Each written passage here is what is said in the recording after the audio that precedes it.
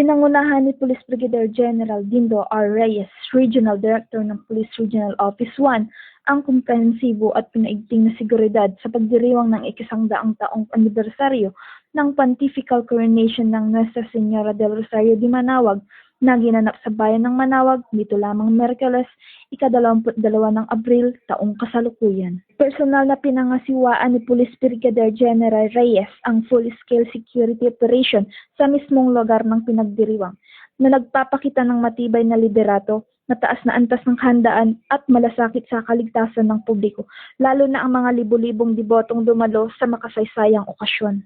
Kasama rin sa pangunguna sa operasyon sina Police Colonel Arbel C. Merculio, Provincial Director ng Pangasinan Police Provincial Office, at Police Colonel Fidel Junio, Force Commander ng Regional Mobile Force Battalion 1, na naglatag ng maayos at sistematikong deployment ng mga tauhan. Nakiisa rin si Police Major Peter Paul V. Sison, Chief of Police ng Manawag Police Station, sa pagpapatupad ng localized police operation upang masiguro ang mahigpit na pagsunod sa mga itinakdang seguridad alinsunod sa direktiba ng rehiyon. Sa pamamagitan ng pinaigting na police visibility, mahusay na crowd control, at matibay na ugnayan sa iba't ibang ahensya, na panatili ng Pangasinan PPO ang isang ligtas, maayos at mapayapang kapaligiran.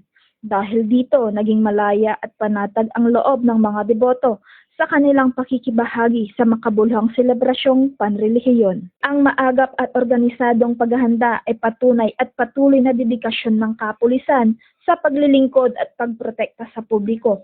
Kaakibat nito ang patuloy na panindigan ng PNP sa kanilang mantra, bagong PNP para sa bagong Pilipinas, serbisyong mabilis, tapat at nararamdaman.